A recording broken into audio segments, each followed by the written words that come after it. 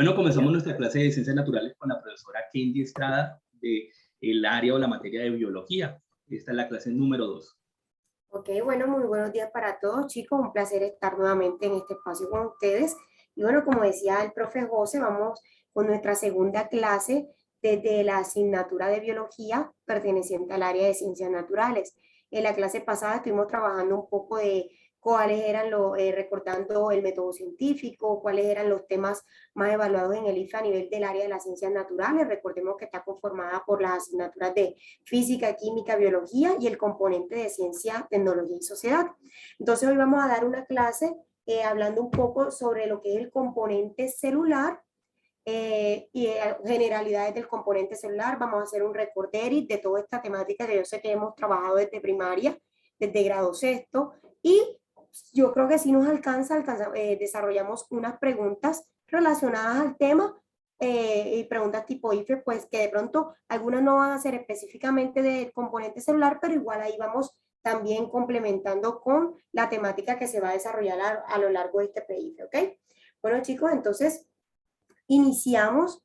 Recordemos que a nivel de las ciencias naturales en biología tenemos tres componentes. Tenemos el componente celular, que es todo lo relacionado con la célula, tipos de célula, entonces ahí tenemos eucariota, procariota, en el caso de la célula eucariota, animal y vegetal. ¿Qué funciones vitales realiza cada una de las células? ¿Qué organismos poseen esas células? Y tenemos el componente organísmico. El componente organísmico es ya hablando específicamente de seres vivos dentro de cada reino. Reino animal, vegetal, monera, planta. Entonces, cómo están estructurados todos los sistemas respiratorio, digestivo, circulatorio, excretor de cada uno de los organismos que pertenecen a ese reino. Y el último componente que hace parte de la asignatura de biología es el componente ecosistémico. Entonces ese hace referencia a las relaciones que tienen todos los seres vivos con el entorno donde se encuentran. Entonces hoy vamos a desarrollar el componente celular. Evidentemente la célula es la base de toda la vida, entonces es la unidad estructural y funcional de todo ser vivo. Tenemos que se clasifican en células procariotas y células eucariotas. Las células procariotas son aquellas más sencillas, fueron las primeras células que aparecieron y son características de las bacterias. Ya ahorita vamos a entrar en detalle en cada una. Las células eucariotas son un poco más complejas, evolucionaron a partir de las células procariotas y entonces ya está presente en seres vivos como plantas, animales un poco más complejos, más estructurados, más desarrollados. Tenemos, de acuerdo a la estructura celular, dos tipos de seres vivos. Los seres vivos unicelulares, que como su nombre lo indica, solamente poseen una solita célula, las bacterias. Y los seres vivos pluricelulares o multicelulares, que son los que tienen más de dos células. Entonces ahí tenemos plantas, animales, tenemos hongos, ¿listo? De acuerdo a la función que realizan, entonces tenemos la función de nutrición, que es la incorporación de alimentos o sustancias para mantener las funciones vitales.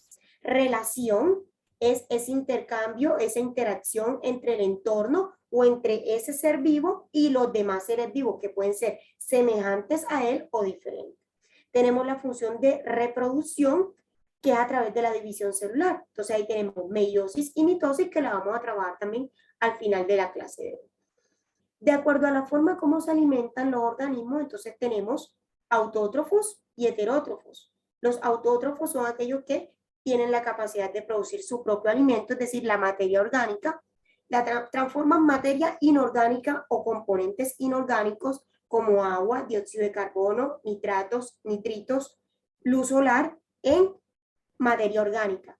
Por ejemplo, glucosa, que es uno de los productos de la fotosíntesis.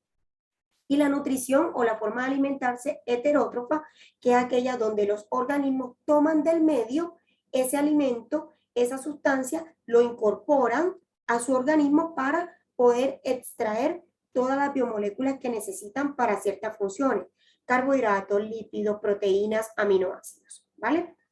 Dentro de estos organismos que tienen nutrición heterótrofa, vamos a encontrar algunos que tienen sistemas complejos, completos, pero vamos a tener otros que su forma de alimentación heterótrofa es muy sencilla. También tenemos que los organismos se agrupan y originan de acuerdo a los tejidos, órganos, aparatos y sistemas. Entonces recordemos, el grupo de células me va a formar un tejido especializado. Por ejemplo, el tejido cardíaco. Ese tejido, ese tejido me va a formar un conjunto de órganos. Entonces ya no solamente va a tener tejido cardíaco, sino que va a tener el miocardio o corazón, voy a tener las arterias, venas capilares, y ese conjunto de corazón, arterias, venas capilares me va a formar un aparato o un sistema que es lo que denominamos sistema cardiovascular o sistema circular, ¿vale? Dentro de las células vamos a encontrar unas partes fundamentales. Recuerdo que la clase pasada trabajamos una pregunta donde yo les mencionaba cuáles eran las 3 partes fundamentales de cualquier célula, sea procariota o eucariota. Son la membrana celular, el citoplasma y el núcleo. Entonces, en la membrana celular es esa estructura que bordea o la parte externa que envuelve la célula. ¿Cuál es la función? Transportar sustancias y permitir esa comunicación del medio y el interior de la célula. Tengo el citoplasma, que es el medio, una sustancia acuosa, un líquido que está dentro de la membrana. Y en el citoplasma yo voy a encontrar todas mis organelas celulares, que de acuerdo al tipo de célula que conforme ese organismo, así van a ser la cantidad y el tipo de organelas celulares.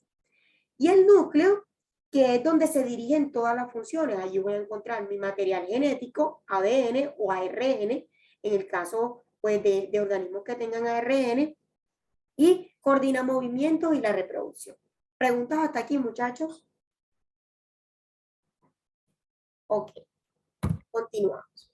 Entonces, tengo que la célula es la unidad funcional y estructural de todo ser vivo, está encargada de guardar la información genética, mi ADN, que se ocupa de perpetuar la vida, es decir, que mis características genéticas pasen de una generación a otra.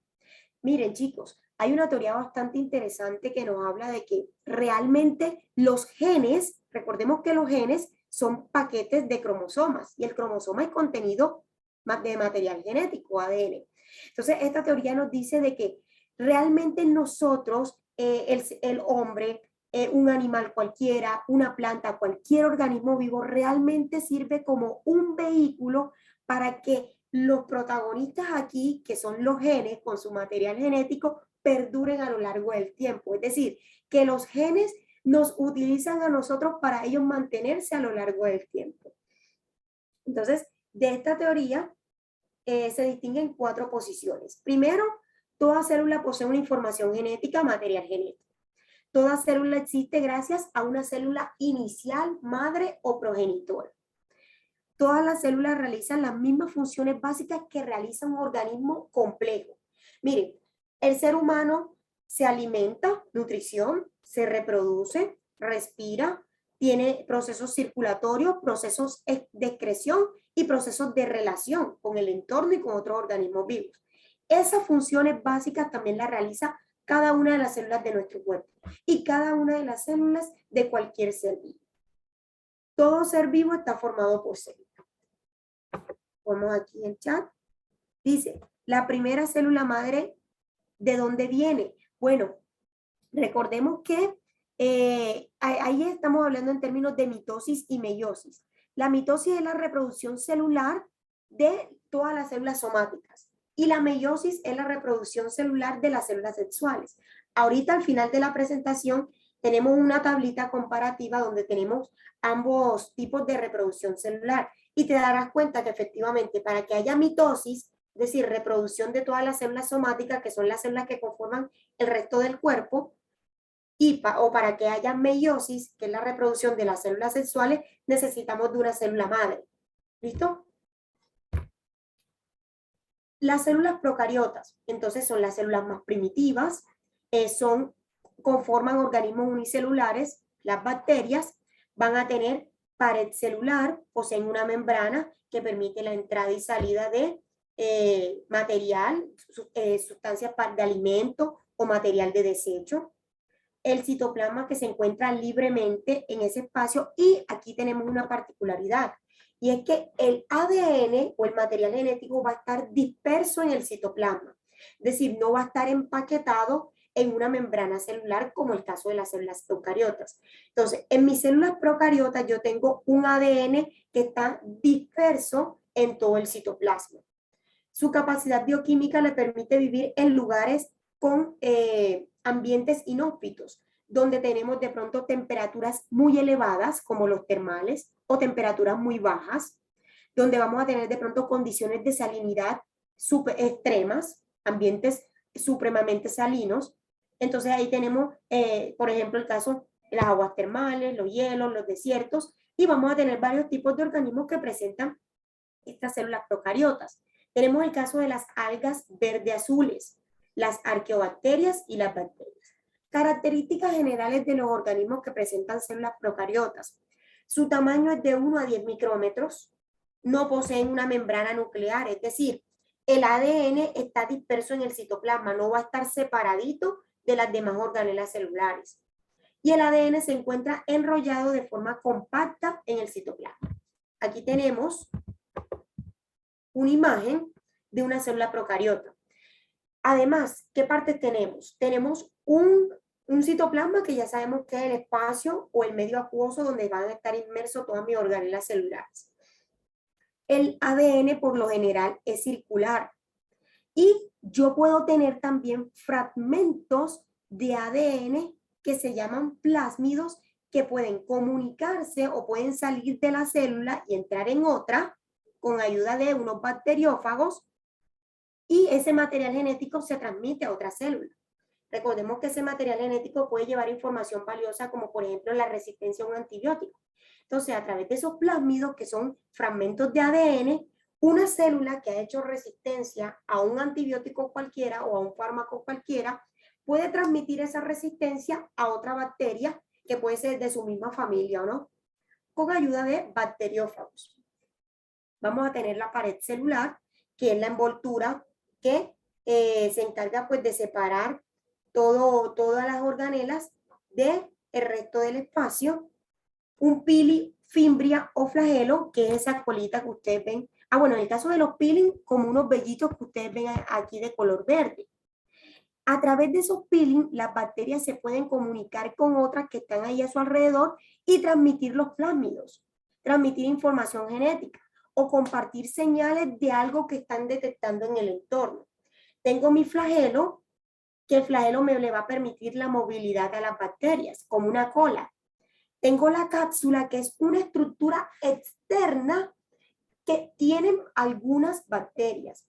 Las bacterias gram negativas son aquellas que tienen cápsula, es decir, la cápsula vendría siendo como un caparazón, una estructura adicional que le va a brindar una ventaja porque le va a brindar mayor protección a esas bacterias que tienen cápsula con respecto a las que no tienen cápsula. Por ejemplo, chicos, aquellas bacterias que tienen cápsula tienen mejor resistencia a la acción de ciertos fármacos porque fíjense, el fármaco primero tendría que penetrar la cápsula, luego tendría que penetrar la membrana celular para poder llegar hasta el núcleo que está disperso en el citoplasma y poder destruir la bacteria.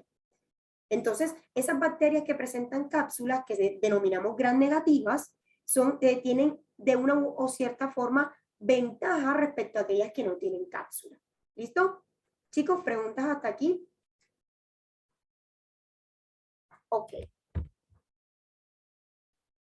Bueno, tengo también mis plásmidos, que son fragmentos de ADN independiente del cromosoma bacteriano central. Este se replica, se transfiere de forma individual e independiente. Tengo mis ribosomas, que son aquellos que producen mis proteínas y ARN, encargados de la síntesis de proteína. Tengo mi membrana plasmática o celular, que está constituido por una membrana de lípidos. Los lípidos son las famosas grasas. Los lípidos me van a permitir aislar también ese material acuoso o esas sustancias que son polares, es decir, afines con el agua, para que entren o no. Me preguntan, ¿esta célula puede durar muchísimos años? Claro, es que como tienen las posibilidades, las células procariotas tienen esa habilidad de soportar ambientes hostiles.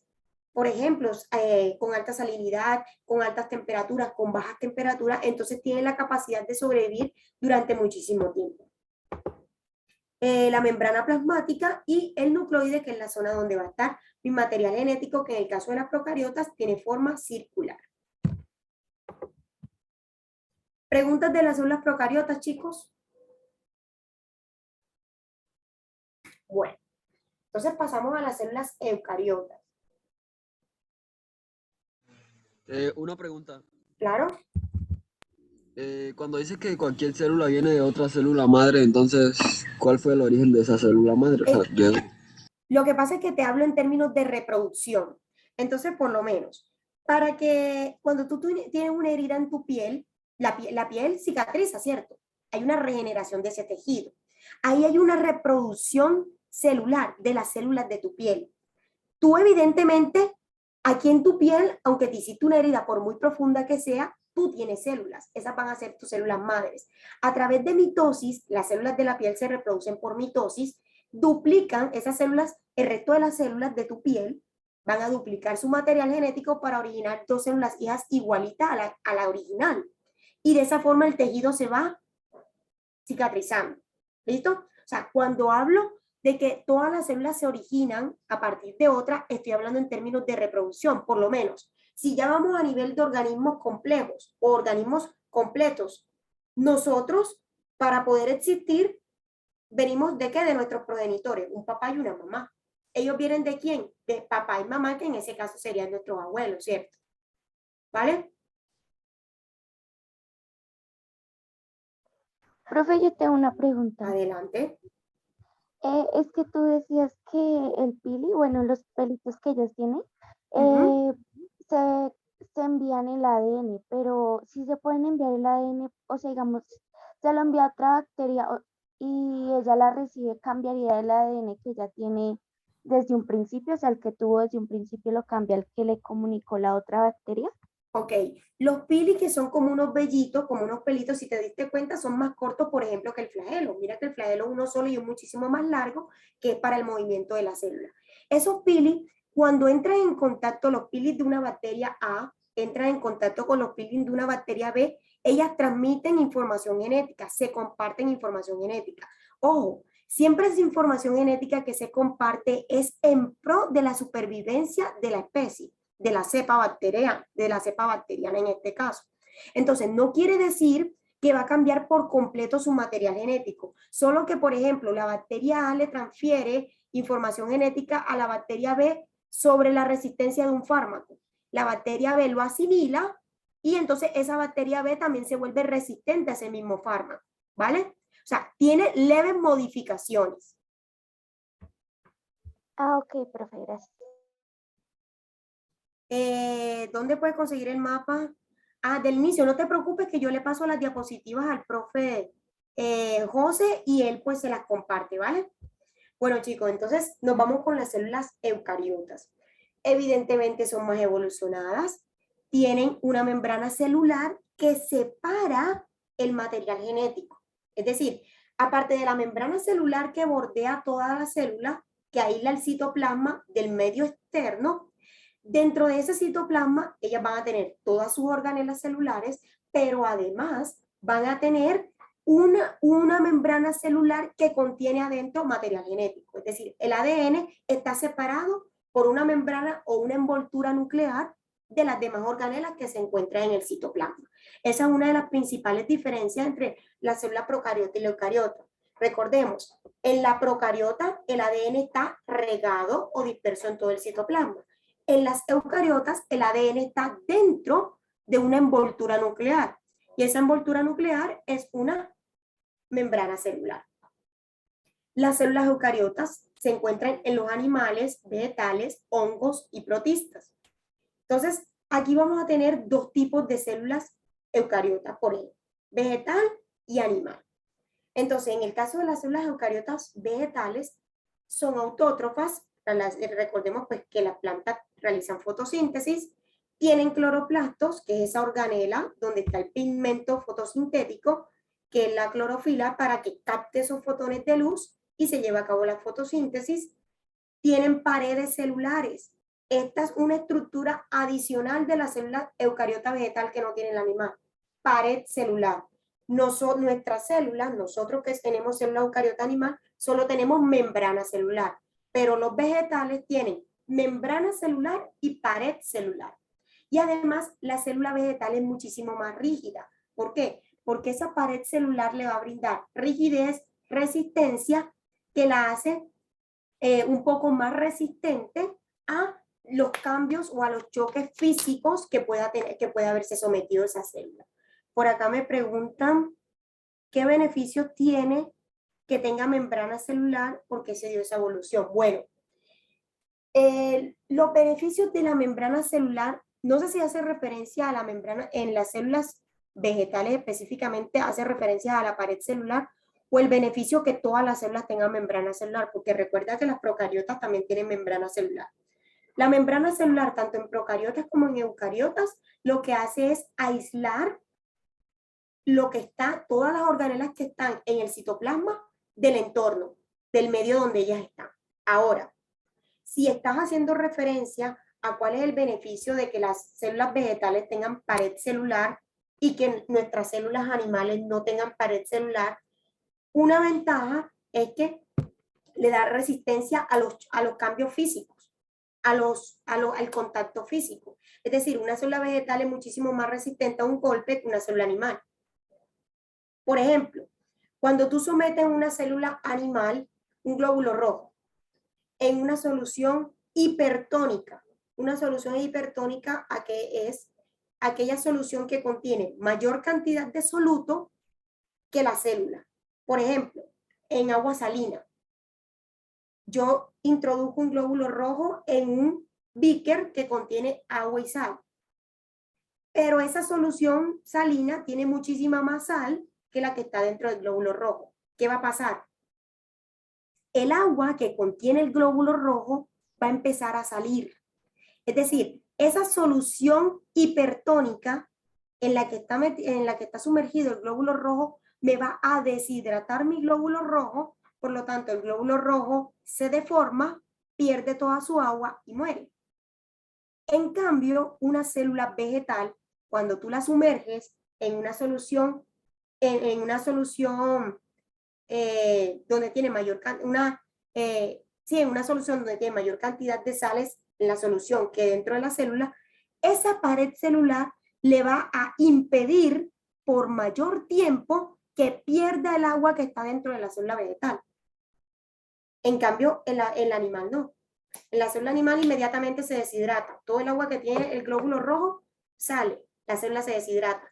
Pero mi célula vegetal que contiene pared celular, esa pared celular le da una ventaja y es que le da más tiempo o durante más tiempo evita que salga el agua que está dentro de la célula en esa solución hipersalina. ¿Sí me hice entender? O sea, le brinda ciertas ventajas con respecto a la célula eucariota animal. Claro, si tú dejas sometida esa célula vegetal en esa solución por muchísimo más tiempo, va a llegar un instante donde ya efectivamente va a estallar la célula vegetal por tu urgencia y evidentemente también se va a deshidratar. ¿Listo? No sé si fui clara, Juan Pablo, Pablo Elías.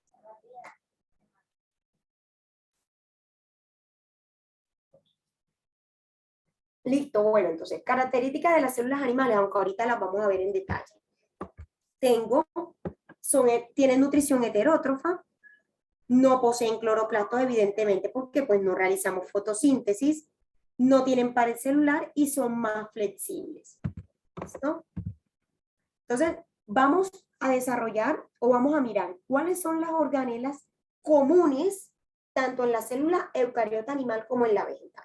Y cumplen exactamente la misma función. Entonces tengo el núcleo que tiene mi material genético, está delimitado por una envoltura nuclear y va a dirigir todas las funciones de la célula, sea animal o sea vegetal.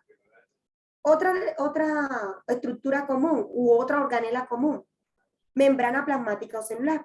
Entonces está formada por una capa de lípidos y proteínas. Entonces recordemos que es aquella que aísla todo el citoplasma y las organelas que están dentro del citoplasma del medio. Y la membrana celular, chicos, actúa como los vigilantes en un centro comercial. El vigilante en el centro comercial, pues, permite la entrada y la salida de las personas que van a visitar el centro comercial. Si de pronto usted va con un arma en la mano, inmediatamente el vigilante le va a impedir a usted la entrada, ¿cierto?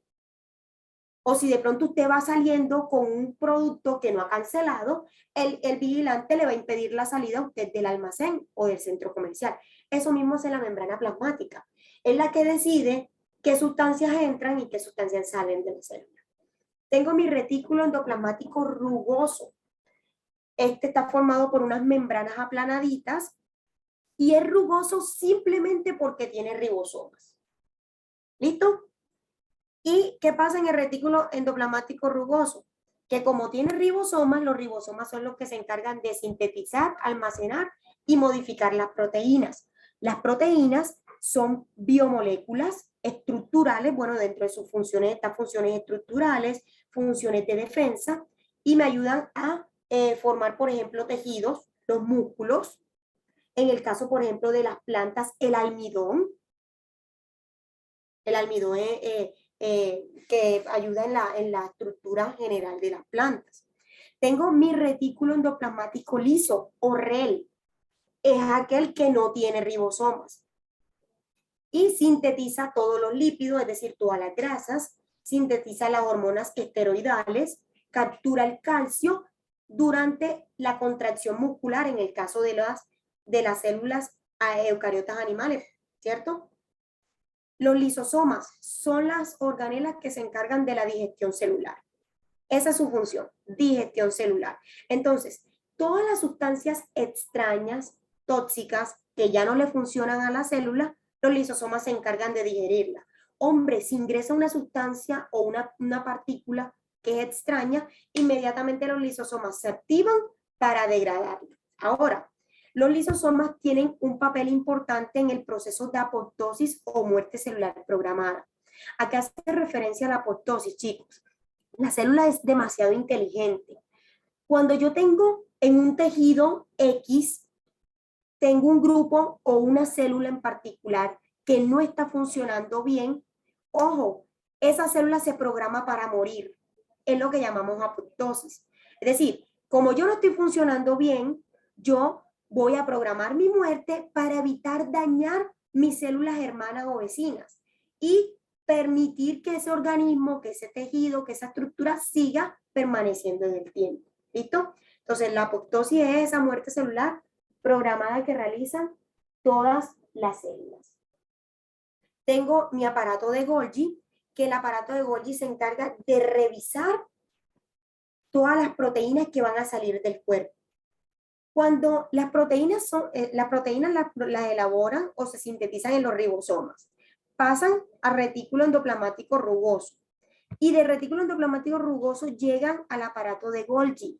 El aparato de Golgi es aquel que se encarga de revisar que esa proteína esté en excelentes condiciones. ¿Por qué? Porque la célula no va a permitir que material o proteínas defectuosas salgan, por ejemplo, si necesito una proteína para los huesos de los pies, una proteína que esté defectuosa se vaya a los pies. No, porque no va a realizar sus funciones correctas. Se me dice, en su interior ocurre la modificación química de proteínas y lípidos provenientes del RER y del REL para ser distribuidas a sus destinos finales. Profe, ¿y qué pasa si se le escapa una proteína o un lípido defectuoso al aparato de Golgi? Evidentemente puede pasar, ¿cierto? Hay unos errores donde se puede escapar, pero, bueno, ok. Salió una proteína, supongamos, estamos hablando de un hongo, y salió la quitina, que es una proteína que tienen los hongos que le brinda a nivel del cuerpo del hongo, a nivel externo, le brinda cierta rigidez. Salió esa proteína del aparato de Golgi, el aparato de Golgi no la detectó y está defectuosa. Cuando esa proteína sale de la célula, evidentemente ese hongo va a tener otras células encargadas también de revisar o de detectar sustancias o partículas que no estén en excelentes condiciones para acabar con ellas. Por ejemplo, supongamos en el ser humano, salió una proteína, supongamos la queratina defectuosa. También tenemos el sistema inmunológico, ¿cierto? Y en nuestro sistema inmunológico es capaz de detectar también sustancias extrañas o defectuosas. Entonces, de pronto se le escapó al aparato de Golgi, pero acá los glóbulos blancos enseguida la detectan y la destruyen. ¿Listo? Continuamos. Mitocondrias. Ojo, recordemos que estamos hablando de las organelas que son comunes tanto para la célula eucariota animal como para la eucariota vegetal. Las mitocondrias encargadas de la respiración celular. Entonces, en la respiración celular tenemos algo que es el ciclo de Krebs, que es donde se lleva a cabo la producción de energía, la producción de ATP, adenosín trifosfato, la monedita de oro, la moneda energética. Ese ATP es el que permite a las células que tengan la energía para realizar todas sus funciones vitales. Los centriolos son estructuras compuestas por microtúbulos, como si fueran unos tubitos, que participan en los procesos de división celular, cuando ya tenemos mitosis o meiosis a nivel de la reproducción celular. El citoplasma, que es ese medio donde están todas las organelas, también tiene filamentos proteicos llamados citosol que le dan forma a la célula y permiten cierta movilidad y elasticidad. Hagan de cuenta, por ejemplo, que supongamos que tenemos una piscina y esa piscina es una célula. El borde de la piscina sería mi membrana celular. El agua de la piscina sería el citoplasma. ¿Listo? Y si supongamos que tengo 5 niños y cada uno de esos 5 niños me representa una organela celular dentro de la piscina. Los peroxisomas son vesículas membranosas que se originan en el retículo endoplasmático liso y allí las enzimas degradan sustancias tóxicas. Tengo mis ribosomas que están presentes en el retículo endoplasmático rugoso y están formados por ARN, sintetizan mis proteínas. Y también, aparte de que puedo tener ribosomas en el retículo endoplasmático liso, también puedo tener ribosomas libres en el citoplasma. Entonces, aquí tenemos con una imagen de las organelas celulares. De mi muestro, bueno, aquí tenemos, Profe, en este caso, esta es una célula te interrumpo un momentico. Cuéntame. Ahorita, cuando ya termine la clase, le da a finalizar, porque vamos a tener un descanso hasta las 10:30. Nos volvemos a conectar, muchachos, a las 10:30. Le da a Finalizo la finalizar. reunión. Sí, o sea, le da a finalizar para que ya Ok. nadie esté en el descanso, puedan descansar y retomamos a las 10:30 con el Vale, mismo listo, link. José. Listo. Perfecto. Bueno, chicos, aquí en este caso esta es una célula animal. Ahorita vamos a ver una imagen donde tengo tanto animal como vegetal. O sea, aquí tengo mitocondrias, vacuolas. Las vacuolas se encargan de almacenar agua y materiales de desecho. Retículo endoplasmático liso, el aparato de Golgi. Mire que aquí tengo un ribosoma en el medio, en el citoplasma, está libre. Tengo mi retículo endoplasmático rugoso que también tiene ribosomas. Tengo mi membrana celular, el núcleo y el núcleo. ¿Qué diferencia hay entre el núcleo y el nucleolo? Bueno, en el nucleolo yo tengo, se lleva a cabo la formación de los cromosomas como tal. Y los cromosomas son fragmentos de ADN. Me dice el citoesqueleto. Ok, aquí. El citoesqueleto es red o filamentos. Los filamentos son como unos hilos de proteínas que se forman en el citoplasma. Entonces, se llama citoesqueleto porque esos filamentos están dentro del citoplasma. ¿Listo? Ahí en esa estructura acuosa. Y ese citoesqueleto le va a brindar la forma a la célula. Una forma ovalada, redonda, rectangular. ¿Listo? Bueno, nos vamos con las estructuras adicionales que tiene la célula vegetal. Es decir, estas estructuras que vamos a mencionar no las presenta la célula animal, solo la vegetal. Entonces, una vacuola de mayor tamaño, porque la célula animal tiene vacuola, pero mucho más pequeña. Entonces va a tener una vacuola muchísimo más grande, donde se van a generar un fenómeno que se llama turgencia. La turgencia es la presión que ejerce el contenido de la célula sobre la pared celular. Bueno, me preguntan que si es más compleja. Si hablamos en términos de cantidad de organelas, se puede decir que es más compleja. Pero ¿qué pasa? que como las plantas son organismos sésiles, es decir, viven pegados a un sustrato, en este caso al suelo, mientras que los animales son móviles. Además, los animales tienen otros sistemas muchísimo más desarrollados que las plantas. Por ejemplo, tienen sistemas que las plantas no tienen. Sistema nervioso, el sistema nervioso entra toda esta cuestión de las neuronas, porque las plantas tienen sistema circulatorio igual que los animales. Sistema excretor igual que los animales. Cuando digo igual, no quiere decir que funciona de la misma manera, solo que ambos lo tienen. Tienen procesos de respiración, que puede ser sexual o asexual, igual que los animales que tienen reproducción sexual o asexual. Pero los animales son más complejos en el sentido porque tienen otros sistemas y tienen la capacidad de moverse, y en el caso, por ejemplo, de nosotros, tenemos la capacidad de razonar, que las plantas no. Pero si hablamos en términos de cantidades de organelas celulares, sí podemos decir que las células vegetales son más complejas que el animal. Tenemos los cloroplastos, evidentemente, que es esa organela donde tenemos la clorofila, que capta los fotones de luz para que se lleve a cabo la fotosíntesis. Los plasmodesmos, que son canales, unos huequitos por donde circulan líquidos y sustancias. Y tengo mi pared celular, que es una estructura externa que le va a brindar protección, turgencia, rigidez, evita pues que la planta, que la célula en este caso, evidentemente se rompa más fácil con respecto a la célula animal. Y listo, esas son las organelas que tiene la célula vegetal adicional en comparación con la célula animal. Y aquí tengo mi célula animal y vegetal. Entonces miren que tenemos características comunes, organelas comunes, perdón. Núcleo, nucleolo, retículo endoplasmático liso, rugoso, citoesqueleto, membrana plasmática, lisosomas, complejo o aparato de Golgi, mitocondria, citoplasma, peroxisomas, ribosomas. Miren que la célula animal también tiene una vacuola, pero es muchísimo más pequeña que la vacuola central de la célula animal, de la célula vegetal, perdón. Los centriolos, que tiene aquí la célula animal, y acá la vegetal, los cloroplastos y la pared celular. Listo, chicos, ¿preguntas hasta ahí? Bueno, entonces continuamos con esta última parte, ya estamos finalizando, de la reproducción celular y sus características. Entonces, recordemos que todas las células tienen que reproducirse. Entonces yo tengo las células que se reproducen por meiosis y las células que se reproducen por mitosis. Las células que se reproducen por meiosis son las células sexuales. Es decir, en el caso de los animales, sus gametos, óvulos si es hembra, espermatozoides si es macho. ¿Listo?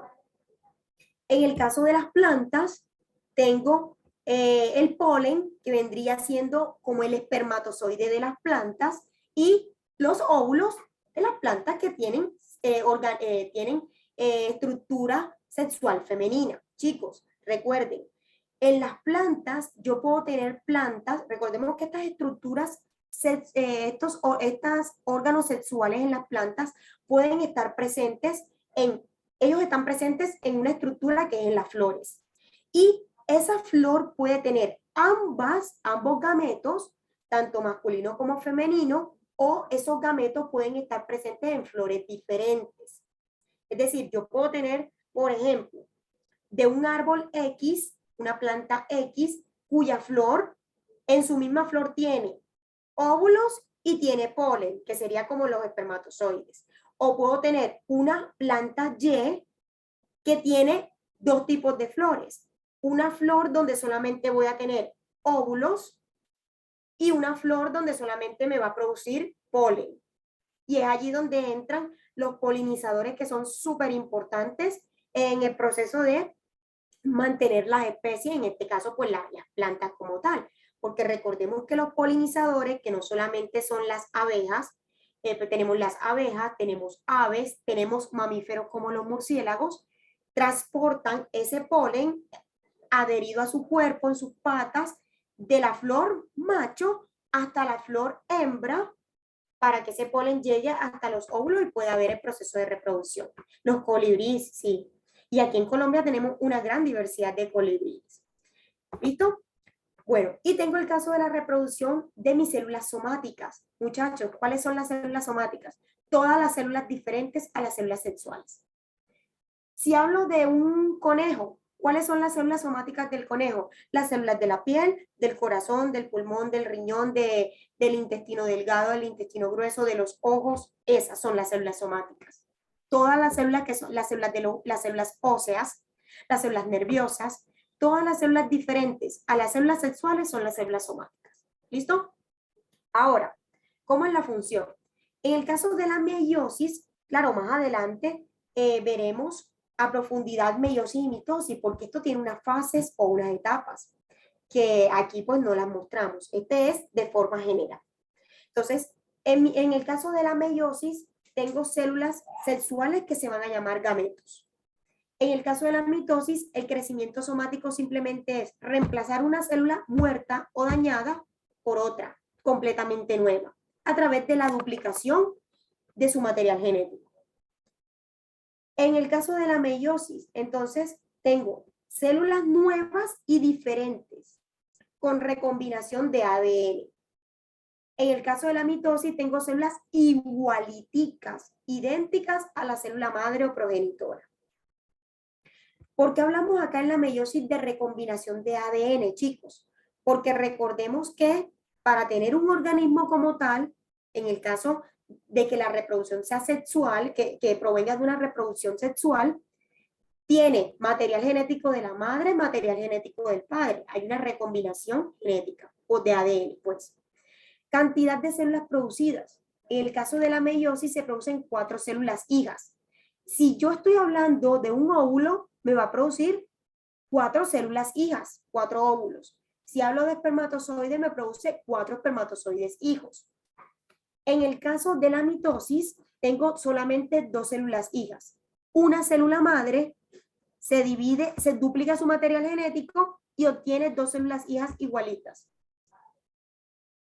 No, la fisión binaria hace referencia a esa duplicación de ADN. Bueno, la fisión binaria es un tipo de mitosis y es un tipo de reproducción de las bacterias, porque las bacterias duplican su material genético, esa bacteria se divide en 2 y al final tengo 2 células hijas, como la ves aquí. La fisión binaria es un tipo de reproducción de las bacterias. Y en ese caso, los organismos que realizan fisión binaria evidentemente realizan mitosis, reproducción asexual, muy bien. No tienen células o gametos sexuales.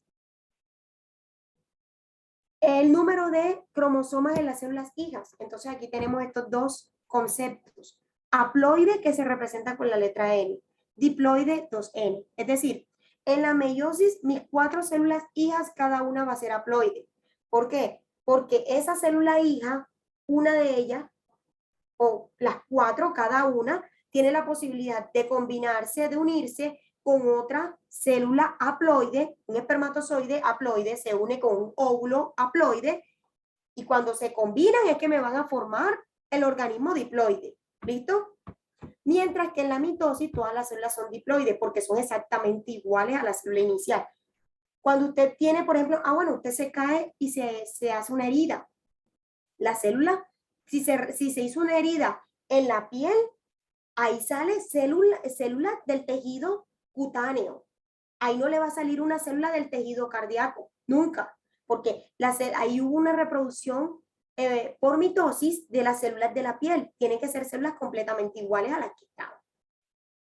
Me dice que si repito lo de recombinación, porque tengo entendido que cambia la cantidad de material genético en las hijas, pero no cambia en la combinación que tiene que ver con su madre. Bueno, cuando yo hablo de recombinación aquí en la meiosis, es porque tienes células nuevas que son haploides, es decir, con la mitad del material genético de la célula madre, y esa mitad de material genético de la célula madre, cuando ella se une con otra célula haploide, hay una unión o recombinación de ADN. Por lo menos, chicos, nosotros, o todos los organismos que realizan reproducción sexual, sus células sexuales realizan meiosis. Es decir, el óvulo es una célula haploide, El espermatozoide es una célula haploide. Cuando se realiza el proceso de fecundación, que es la unión del óvulo y el espermatozoide, este organismo diploide, porque ya unidos haploides que se está generando, un gatico nuevo, un perrito, un caballo, una persona, este es producto de la combinación genética de la célula haploide de la mamá, que es su óvulo, con el material genético que tiene la célula haploide de su papá, que era el espermatozoide. ¿Listo? Por eso que hablamos allí de recombinación de ADN. ¿Listo, chicos? Bueno, entonces, y por acá tengo la fisión binaria, que evidentemente la realizan todos los organismos que tienen. Sí, nosotros, sí, ¿qué pasa? Nosotros somos organismos diploides en todas, sí, somos organismos diploides, pero en nuestras células sexuales, en nuestros gametos, somos haploides. En el resto de células de tu cuerpo, mira, aquí tenemos células somáticas como la piel, huesos, órganos, todas las células de tu cuerpo son diploides. Las células de las neuronas, las células del cabello, de la piel, del corazón, de los pulmones, de los riñones. Pero tus células sexuales, en este caso, Juan Esteban, todos tus espermatozoides son haploides. ¿Listo? O sea, nosotros como seres humanos tenemos, nuestro organismo realiza reproducción, o nuestras células realizan reproducción por meiosis, que son todas nuestras células sexuales, y reproducción por mitosis, que son todas nuestras células somáticas. ¿Listo? El cigoto, cuando se forma el cigoto, evidentemente una célula diploide, que esa célula diploide, cuando ya se va desarrollando, entonces evidentemente va a tener células diploides, que son todas las células somáticas del feto, del feto como tal, de la piel, nerviosa, cerebro, corazón, y las células, los gametos, si es niño, todos los gametos que va a producir ese niño van a ser haploides. Si es una niña, todos los gametos que va a producir esa niña van a ser haploides, todos sus óvulos. ¿Listo? Ok, listo. Entonces, tengo aquí fisión binaria, que es un tipo de reproducción asexual donde, miren que tengo una célula inicial, se replica o duplica su ADN y hay una separación de esa célula inicial, eso se llama citocinesis, la separación de la célula como tal, y miren que tengo dos células hijas igualíticas a la célula madre. Y en el caso, pues aquí de la mitosis, tengo células diploides, una fase S, la mitosis también tiene su fase, que más adelante la vamos a ver, igual que la meiosis. Y miren la diferencia, en la mitosis tengo dos células igualitas a la mamá, a la célula inicial, pero en la meiosis tengo 4 células, que son mis gametos, y evidentemente un cigoto. ¿Listo? Chicos, para finalizar nos vamos con esta parte de transporte celular, que la clase pasada trabajamos algunas preguntas sobre esto.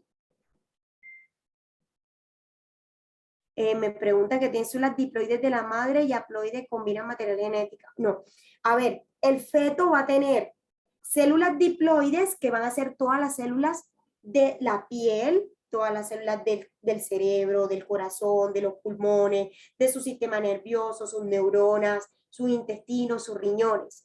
Esas van a ser células diploides. Y si es un niño, sus células haploides, ¿cuáles van a ser? Sus gametos masculinos, que son los espermatozoides, ¿cierto?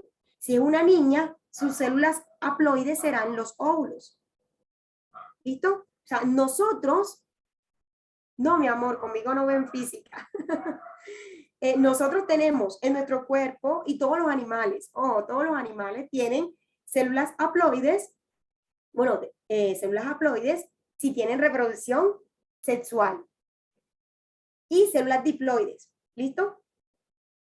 Chicos, la clase pasada trabajamos algo sobre los tipos de transporte a nivel de la membrana celular. Entonces, tenemos transporte activo y transporte pasivo. En el transporte activo voy a tener gasto de energía, y en el transporte pasivo no voy a tener gasto de energía. En este caso la energía es el ATP, que se produce ¿dónde? A ver, ¿dónde se produce el ATP? ¿En qué organela celular? ¿En la mitocondria? Muy bien, en la mitocondria, a través del proceso de respiración, ¿cierto? Miren que aquí tenemos el concepto de homeostasis, que es el conjunto de acciones que busca autorregular los procesos metabólicos. Me voy a pasar a esta imagen, que me gusta un poco más que esta. Entonces, en esta imagen tengo evidentemente mi proceso, lo que pasa en mi membrana celular. Ojo, endocitosis, endo quiere decir que ingresa a la célula. Exocitosis, exo de salida. ¿Listo? Entonces, en el caso de la endocitosis, yo tengo endocitosis 3 tipos: fagocitosis, pinocitosis y endocitosis mediada por receptor.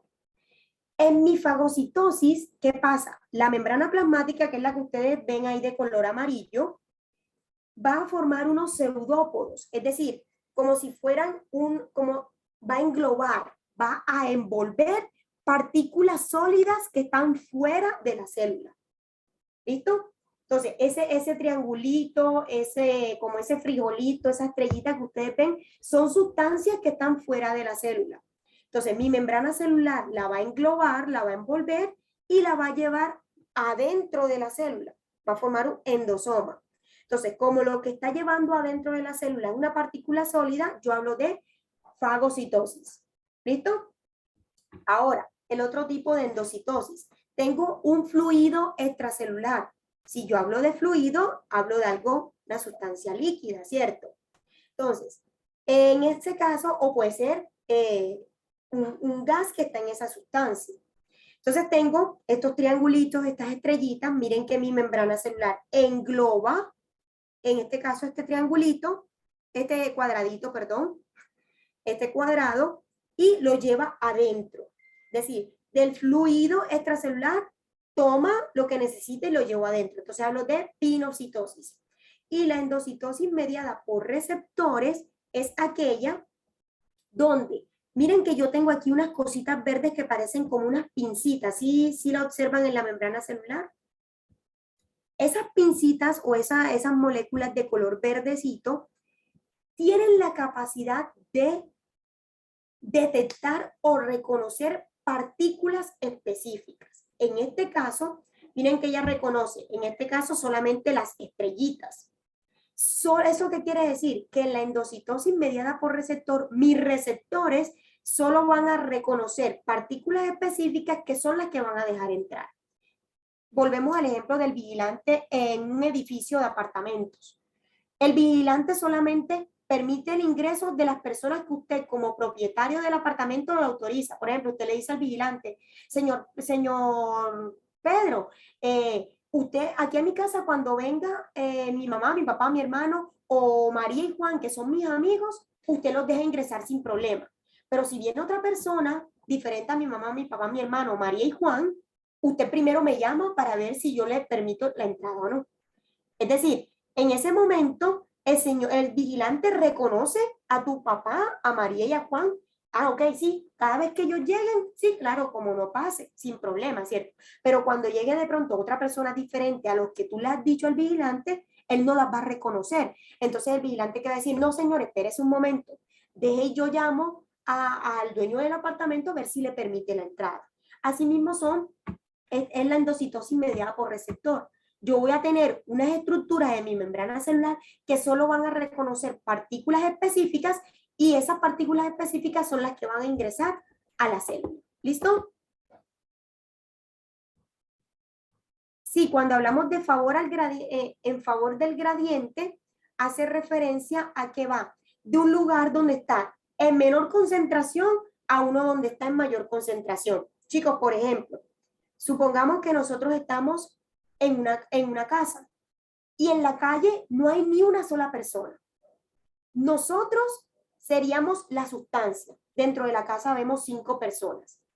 ¿Cuántas personas hay en la calle? 0.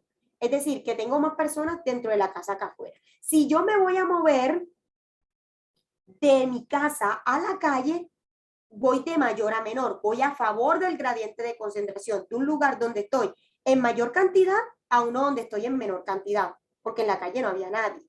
Lo contrario.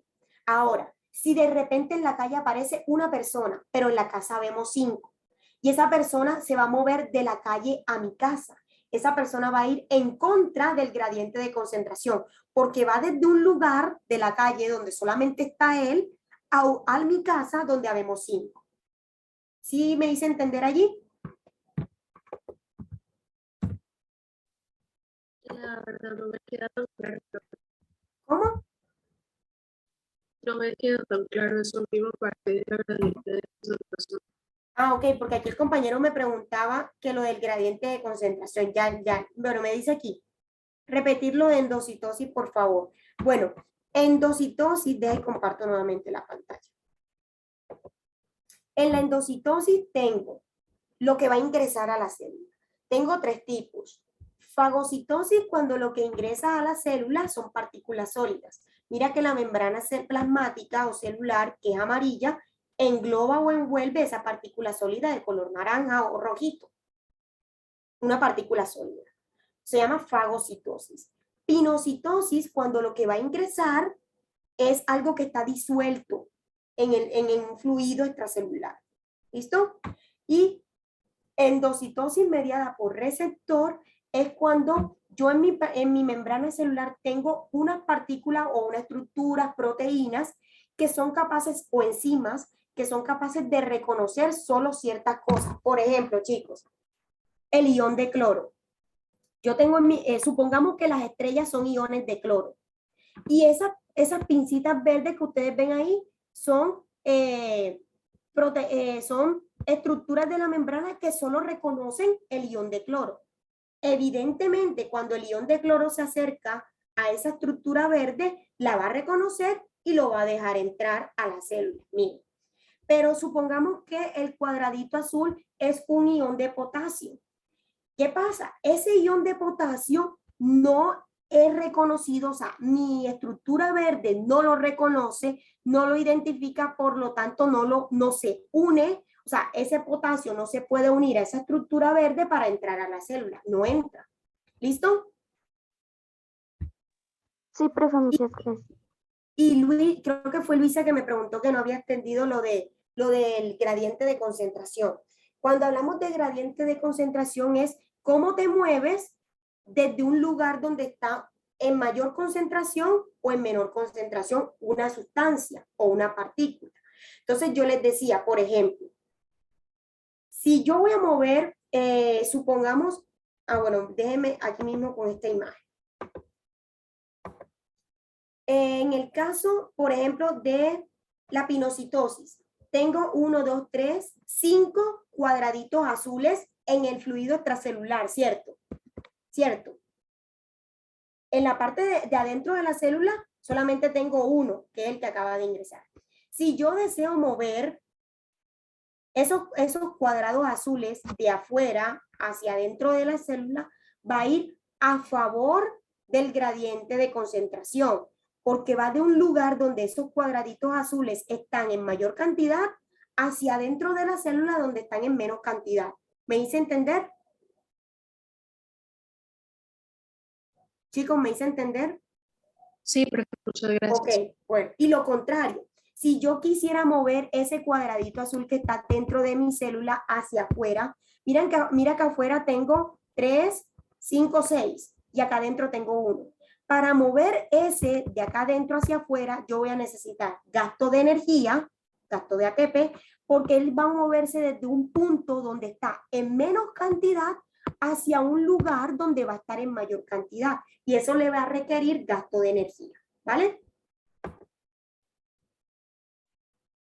Bueno, chicos, entonces eso ha sido todo por hoy. Espero pues que haya sido de buen provecho para ustedes. Un placer haberlos acompañado en este sábado y pues que tengan un feliz resto de fin de semana, ¿vale? Que estén muy bien, muchachos.